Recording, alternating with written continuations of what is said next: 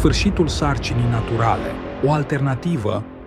În unele laboratoare, începutul vieții nu mai este legat direct de corpul uman. Acolo se testează tehnologii care pot susține dezvoltarea vieții în medii artificiale. Nu este un scenariu de film, este un proces început. În acest documentar vedem, în 3 capitole, de unde pornește ideea uterului artificial, ce se testează deja și unde poate ajunge această direcție. Capitolul 1. De unde pornește ideea uterului artificial? Ideea uterului artificial nu mai este o ipoteză pur teoretică. Ea există deja sub formă de prototipuri funcționale, testate în laboratoare medicale reale. În Statele Unite, într-un spital pentru copii, cercetătorii au reușit să mențină dezvoltarea biologică a vieții într-un mediu complet artificial, nu într-un incubator clasic, ci într-un sistem închis, umplut cu lichid, unde respirația nu se face prin plămâni, iar oxigenul este furnizat printr-un circuit care imită cordonul ombilical. Fătul nu respiră aer, nu plânge, nu deschide ochii, crește. Cel mai avansat prototip de acest fel este cunoscut sub numele de BioBag, dezvoltat de cercetătorii de la Children's Hospital of Philadelphia.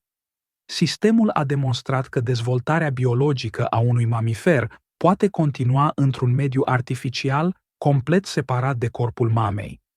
Aceste sisteme există în spații sterile, conectate la monitoare, senzori și pompe. Acolo, fiecare parametru este controlat: temperatura, nutrienții, reacțiile.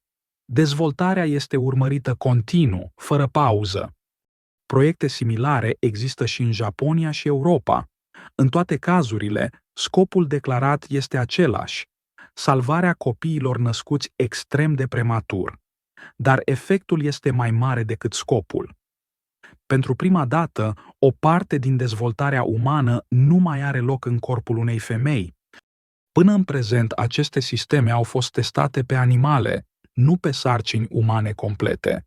Aici se oprește ideea și începe realitatea, pentru că aceste sisteme nu mai sunt doar concepte, ci funcționează deja. Odată ce această tehnologie există, prezentul nu mai poate fi ignorat. Iar în capitolul următor vedem exact ce se testează astăzi și unde este limita prezentului. Capitolul 2. Ce se testează deja?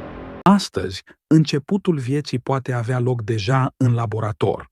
Ovulul și spermatozoidul sunt unite artificial, iar primele zile de dezvoltare se desfășoară în afara corpului uman. Aceasta este o procedură medicală reală. După acest punct, traseul se oprește. Embrionul este transferat într-un corp uman pentru a continua dezvoltarea. Așa funcționează prezentul. Această oprire nu este accidentală.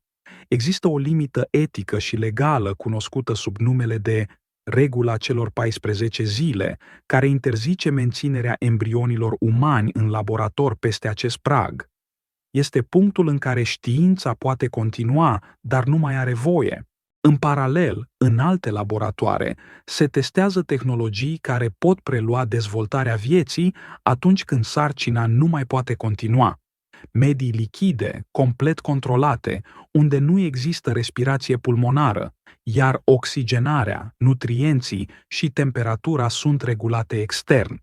Aceste sisteme nu creează viața, ele o susțin, o mențin pentru perioade limitate de timp. Totul este monitorizat continuu, nicio etapă nu este lăsată la întâmplare. Astăzi, cele două procese există separat. Viața începe în laborator. Dezvoltarea poate fi susținută temporar în afara corpului uman. Între ele există o limită clară, nu una tehnologică, ci una impusă. Iar când două procese există separat, întrebarea nu mai este dacă pot fi unite, ci cine decide. Capitolul 3. Unde duce această direcție? Procesul de dezvoltare a vieții complet în afara corpului uman poartă un nume: ectogeneză. Cât timp are un nume, înseamnă că nu mai este doar o idee, ci un scenariu analizat serios.